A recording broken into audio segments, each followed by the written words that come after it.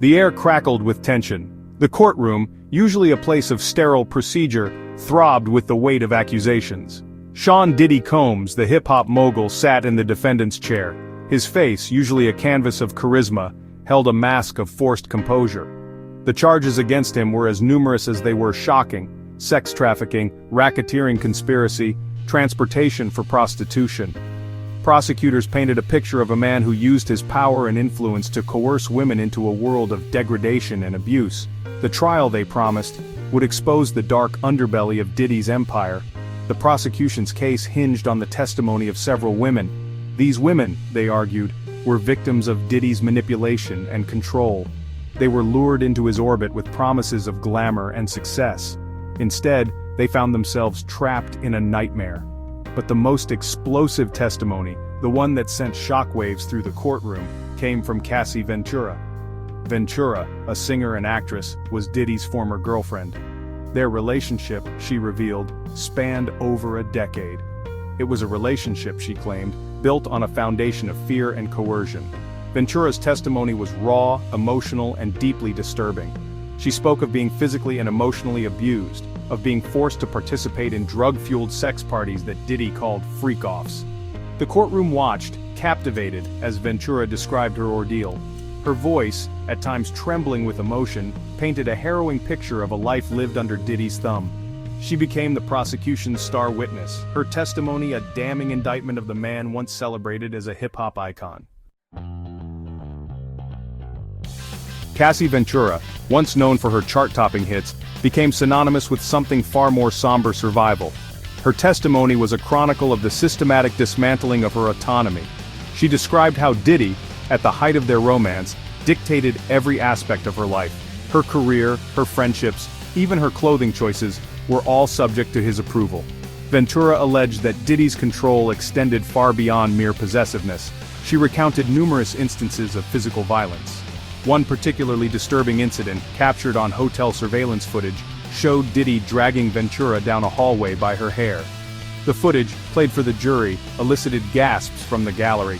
It was a chilling visual representation of the abuse Ventura described.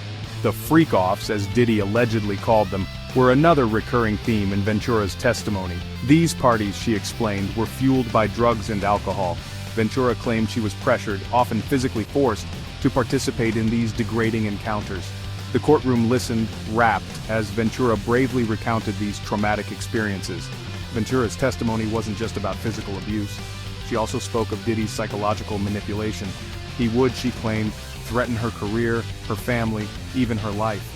He isolated her from her support system, leaving her feeling trapped and alone.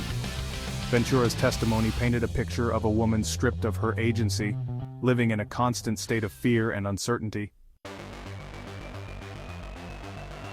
Ventura's testimony was punctuated by specific incidents that sent chills through the courtroom.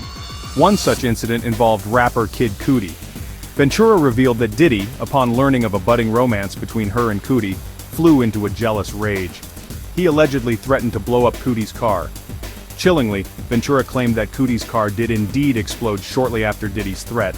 The freak-offs, described by Ventura in harrowing detail, became a focal point of the trial. These weren't, as the defense would later argue, consensual parties. Ventura testified that these gatherings involved multiple women, often coerced or drugged, forced to engage in sexual acts for Diddy's entertainment. The prosecution presented still images from videos of these parties, images that corroborated Ventura's claims. The courtroom, accustomed to the dry legalities of most trials, was transformed into a stage for a lurid and disturbing drama. Ventura spoke of being forced to visit sex clubs, of Diddy filming her in compromising positions and threatening to leak the footage. She described a 2013 altercation that left her with a permanent scar, a physical reminder of the abuse she allegedly suffered. The prosecution, through Ventura's testimony and corroborating evidence, built a compelling case against Diddy. They presented him not as a music mogul, but as a predator who used his power and influence to control and abuse women. The courtroom, once abuzz with Diddy's fame, was now filled with the weight of his alleged crimes. The defense, faced with the daunting task of discrediting Ventura's powerful testimony, adopted a strategy of aggressive questioning. They attempted to portray Ventura as a scorned ex-lover, motivated by revenge and a desire to profit from Diddy's downfall. They highlighted inconsistencies in her story, attempting to poke holes in her credibility. The defense argued that the freak-offs, while perhaps unconventional, were consensual events. They painted a picture of Diddy as a man who enjoyed the company of women, but who never crossed the line into coercion or abuse. They argued that Ventura, a willing participant in Diddy's lifestyle, was now attempting to rewrite history to his detriment. The courtroom became a battleground of competing narratives. The prosecution presented a story of abuse, manipulation, and control. The defense countered with a story of consensual relationships and a woman seeking to exploit a past love for financial gain. The jury, tasked with sifting through the conflicting accounts, faced an unenviable task. The trial, still in its early stages, promised to be a lengthy and contentious affair. The world watched, captivated, as the legal drama unfolded. At stake was not just the freedom of Sean Diddy Combs, but the very notion of justice for the women who dared to speak out against him.